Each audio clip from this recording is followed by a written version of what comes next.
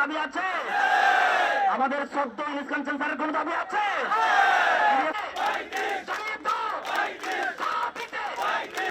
এই দাবিটাকে উপেক্ষা করে বিগত সরকার যেরকম লাঞ্ছিত হয়েছে, বিগত সরকার যেরকম ঘৃণিত হয়েছে, আমরা চাই না আমাদের সরকার আমাদের এই দাবিটাকে, ন্যায্য অধিকারকে উপেক্ষা করে তারাও জনতার কাতারে এবং তারাও জনতার কাতারে ঘৃণিত সরকার হিসেবে আবির্ভূত হোক।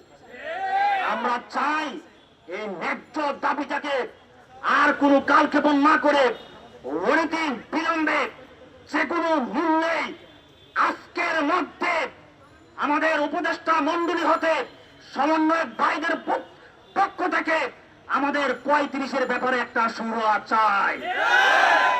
বাংলাদেশের প্রত্যেকটা রাজনৈতিকবিদ, রাজনৈতিক দল, ইকোনমিস্ট, বুদ্ধিজীবী, সুশীল সমাজ সবাই 35-এর পক্ষে আমাদের নিয়েছে। তাই এটা এখন লক্ষ লক্ষ বেকার শিক্ষার্থীদের আবেগ নয়, এটা কোটি কোটি জনতার দাবি হিসেবে আবির্ভূত হয়েছে।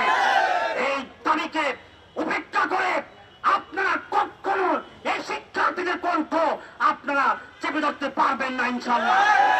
এই দাবিটা একটা যৌক্তিকভাবে সুরাহা করতে হবে। 12 বছরের আন্দোলন আমাদেরকে বঞ্চিত করা হয়েছে।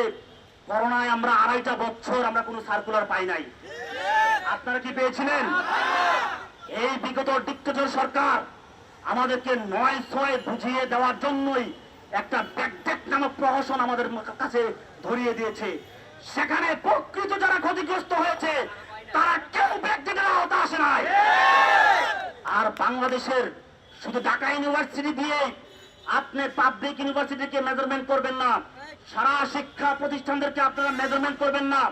ঢাকা ইউনিভার্সিটি হয়তোবা সেশন নাই, আমি জগন্নাথ বিশ্ববিদ্যালয় ইকোনমিক্স ডিপার্টমেন্ট আপনারা খোঁজ খবর নিয়ে দেখেন, ওখানে 33 বছর থেকে 2টা বছর সেশন জমে আমরা আটকিয়েছিলাম। করোনায় 8 বছর আমার সেশন জম কেড়ে নিয়েছে 2টা বছর। তাহলে আমি কম্পিটিশন করার জন্য আর সুযোগ পেলাম কোথায়? এই অধিকার ছিনিয়ে নেওয়ার মতো রাষ্ট্রের দুঃসাহস দেখাবেন না। এটা জনতার অধিকার, শিক্ষার্থীদের অধিকার। আজকে যদি এই দাবি বাস্তবায়ন না করেন তাহলে আমাদেরকে বাষ্পায় করে মেরে ফেলেন, আমাদেরকে গুলি করেন। দুঃখজনক হলো সত্য কথা, আবার আমরা যেই দাবির জন্য 12টি বছর ধরে রাজপথে ছিলাম, আজকে আমরা এই বৈষম্যহীন রাষ্ট্র সমাজ ব্যবস্থার স্বপ্ন দেখিয়ে আমরা যখন আবার রাজপথে আসতে হয় তখন ভাবতেই হয় যারাই যায় স্বর্গে তারা হয় কি রাবণ, তারা হয় রাবণ। আমাদের দুঃখের কথাগুলা বোঝার মতো কেউ থাকে না, আমাদের কষ্টের কথাগুলা শোনার মতো কেউ থাকে না। আজকে আমি আমার পরিবারে যেতে পারছি না। আপনি কি খোঁজ নিয়েছেন আমি কতটি বছর ধরে আমার পরিবারের সাথে ঈদ করতে পারছি না? আপনি কি খোঁজ নিয়েছেন আমি অনার্স মাস্টার্স কমপ্লিট করে একটা স্টুডেন্ট? সমাজে আমাকে যখন অনার্স করেছি বাহবা দিয়েছে, ব্রিলিয়ান্ট স্টুডেন্ট, দেশের সম্পদ।